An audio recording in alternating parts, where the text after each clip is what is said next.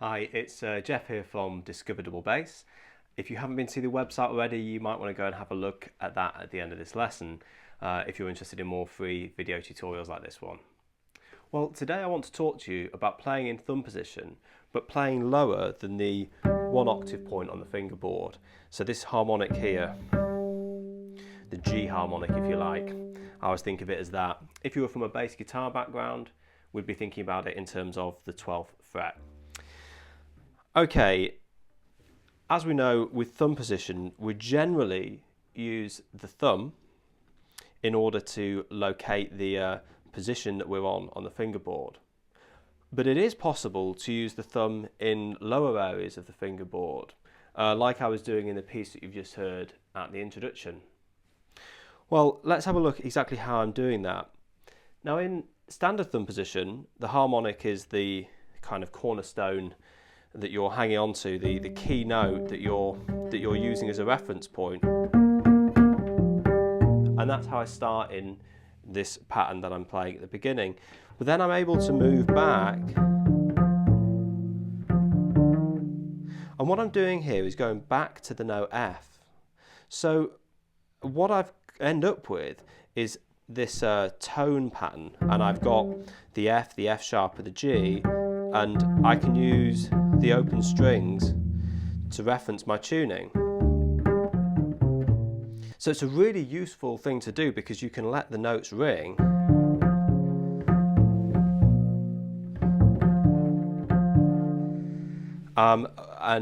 with the thumb whilst playing other notes with the fingers.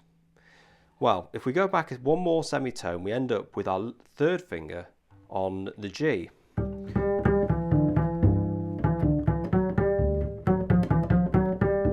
And this is a really useful position here because each time we're still holding on to the G harmonic, even though we're below thumb position. Now, a little technical issue. Note that whilst I'm doing this, I'm in the kind of standard thumb position stance where the neck of the bass is resting against my shoulder. So you need to let the bass come back into you, because if you were in normal position trying to do this, you wouldn't be able to utilize any arm weight and you wouldn't be able to balance the bass properly. So you need to be in this position here. And I can get about as far back as the note D and still be able to play. And it's really nice because I can play these chords, I can let the notes ring over. But generally, I stay, at least with one finger, attached to the harmonics at the 1 octave mark of the neck.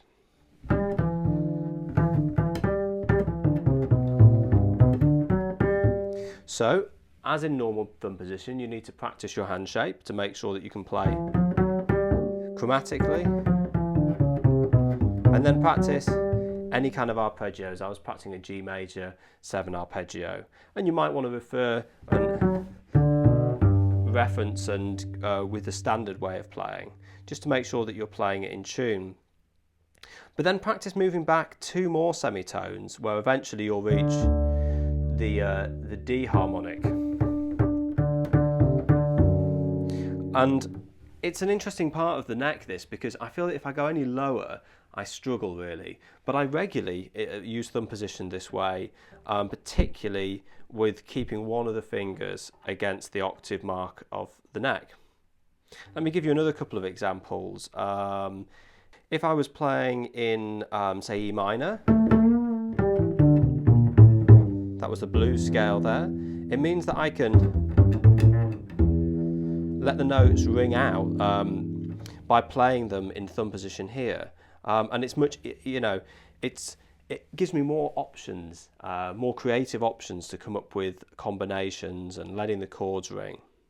So I think it's a really, really useful thing to practice. And essentially, you need to make sure that you're back in the standard thumb position stance, and then practice moving back chromatically until you end up with your thumb on the E, referencing up to the G, and then maybe 2 more semitones and go all the way down to the D. Now, the piece that I played at the beginning is quite a useful example of this because it moves all the way down to the D. So what I'm going to do for the rest of this session is talk you through how to play that. Okay, Well, it starts with just a B flat major sound. Essentially, it's a B flat 6 kind of chord. You've got the G in thumb position, then the F, and then the B flat. So if you're practicing your regular thumb position exercises, it's good to make sure that you can play this in tune. Then I move back a tone, and I've moved now to the F with my thumb. But I'm playing the F, and then the D, F, and then the A. And there's a little fill with the D to the E flat. And it works because the F is continuing to sound whilst these lower notes are happening.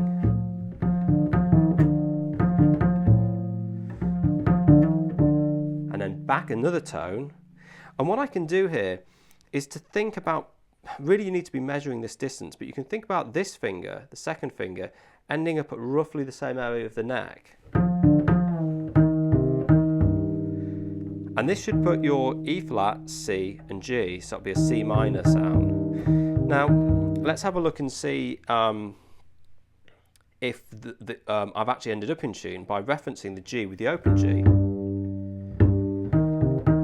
So this is a really nice point here. You're on the G with your second finger and you can reference that because now we're away from the harmonic.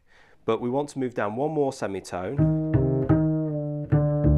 And of course you can reference that with the open string. And I play D, C, D, F sharp because I'm leading up to this open G, to the G here, which is the same pitch as the open G. And in fact, what you'll find is that the open strings will start to ring naturally. Can you see that string moving when I hit the G? And particularly if I'm playing in tune, it will resonate freer than if I miss the pitch. Just before we move on, I wanted to show you the pinched harmonics that I play over the D dominant 7th chord. So we have the D, C and the F sharp, and then the D and the F sharp are ringing, and then I play, which is a pinched harmonic, the A and the D. And they're quite hard to get to ring out, so you need to try and be as accurate as you can. And all I'm doing is touching the string at the harmonic point, maybe practice them on the D harmonic because it's a bit easier here, and then just plucking the string with my first finger. So that's at the note A, and then here we are at the octave. So I was a bit flat there. So yeah, so that's the starting pattern that we have. And then there's a little bit of a riff, which is quite straightforward, and it again employs thumb position. Let me talk you through it quickly. So it moves up in fourths. It starts on G, G, C, F, and pull off to the E natural. And then you have an open G and a B flat.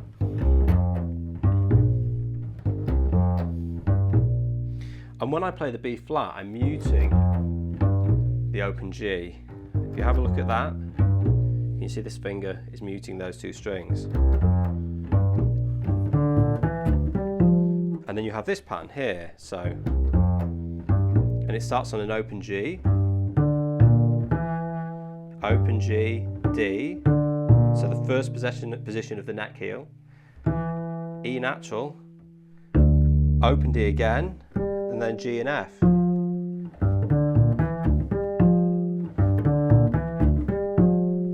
There we are. Okay, my tuning was a little off there, so let's try that again. There we go, that's a bit better, isn't it? Now the next phrase starts the same way, but we move down onto this A dominant 7 sound, or A. So I'm going here, G, G, D, B flat, down onto the A and the C sharp, sliding down. And then the open A. Then the original pattern repeats.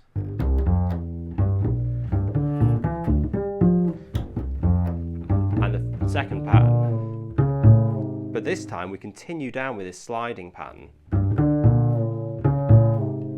And you'll end up with your, hopefully, your first finger above the harmonics here at the fifth note, if you like, of the string. And you should be able to then sound those harmonics. So let me put that in context.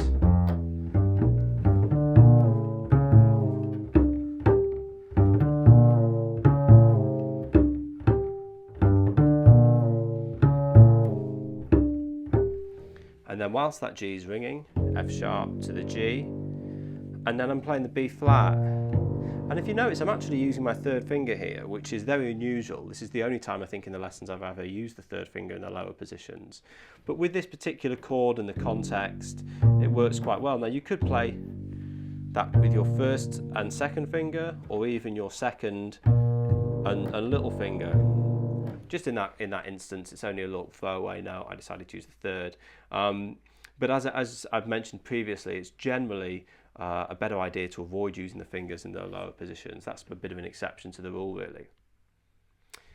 Well, I hope that you've enjoyed today's lesson. We've covered this playing behind the harmonic technique, and also explored the pattern and the piece that I played at the beginning of mine. If you want more of these lessons, you can visit the website. It's www.discoverdouble-bass.com. If you've enjoyed the lesson, I'd love it if you could press like, and then we can help share these lessons with other people. And I'll see you next time in the next video lesson.